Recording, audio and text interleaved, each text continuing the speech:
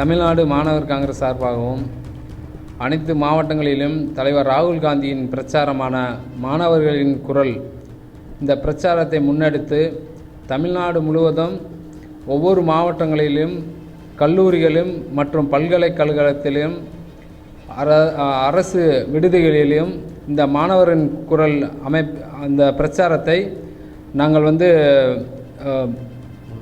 முன்னெடுத்து வெளியிடுகிறோம்.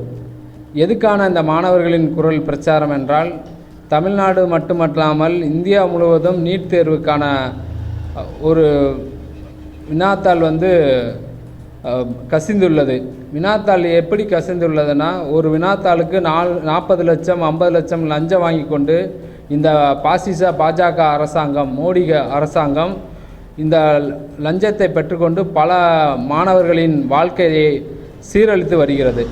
22 லட்சம் மாணவர்கள் இன்றைக்கி கடந்த மே 3ஆம் தேதி தேர்வு எழுதியுள்ளார்கள். அதற்கு அப்புறம் பார்த்திங்கன்னா, இந்த வினாத்தாளை ஒரு பணம் வாங்கி கொண்டு லஞ்சம் பெற்றுக்கொண்டு இந்த வினாத்தாளை வாட்ஸ்அப் மற்றும் டெலகிராம் மூலியமான வாட்ஸ்அப் செயலியில் அனுப்பிச்சு இது போலியான ஒரு தேர்வு எழுதி அதில் பணம் உள்ள மாணவர்களை இதில் அதாவது 100%க்கு 100% மதிப்பெண்ணை பெற வைத்து ஒரு போலியான மோசடி செஞ்ச இந்த மோடி அரசாங்கத்தை கண்டித்தும், இதனால் பல மாணவர்கள் போராட்டங்களை முன்னெடுத்து அந்த தேர்வை ரத்து செய்ததனால இப்போ மறுபடியும் கடந்த 21ஆம் தேதி தேர்வு எழுதியிருக்காங்க. ஒரு மாணவர் ஒரு தேர்வு எழுதுறதுக்கே எவ்வளவு கடினம் நமக்கு தெரியும்.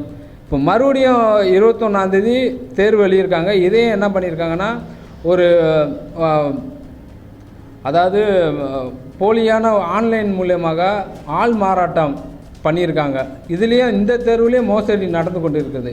அதனால் தமிழகம் முழுவதும் இந்தியா முழுவதும் மாணவர்களுக்காக இந்த மோடி அரசாங்கம் எதுவும் பண்ணாமல் இருந்தாலும் கூட மாணவர்களின் வாழ்க்கையை கேள்விக்குறியாக இருக்கிறது. இதை கண்டித்து தமிழ்நாடு மாணவர் காங்கிரஸ் இந்த மாவட்டம் இன்றைக்கி நாகப்பட்டினம் சட்டமன்ற தொகுதியில் நாங்கள் இந்த பிரச்சாரத்தை முன்னெடுத்திருக்கோம். ஒவ்வொரு சட்டமன்ற தொகுதியாக ஒவ்வொரு மாவட்டங்களாக நாங்கள் இந்த பிரச்சாரத்தின் மூலியமாக இந்த அரசாங்கத்தின் போலித்தனமான ஒரு மோசடி செஞ்ச இந்த அரசாங்கத்தை வெளியே கொண்டு வருகின்ற 2029இல் தலைவர் ராகுல் காந்தியை பிரதமர் ஆக்குவது, அதற்கப்புறம் இந்த மாணவர்களுக்கான அரசாங்கம் வரும் என்கிறதே எங்களுக்கு நம்பிக்கை இருக்குது. நன்றி, வணக்கம்.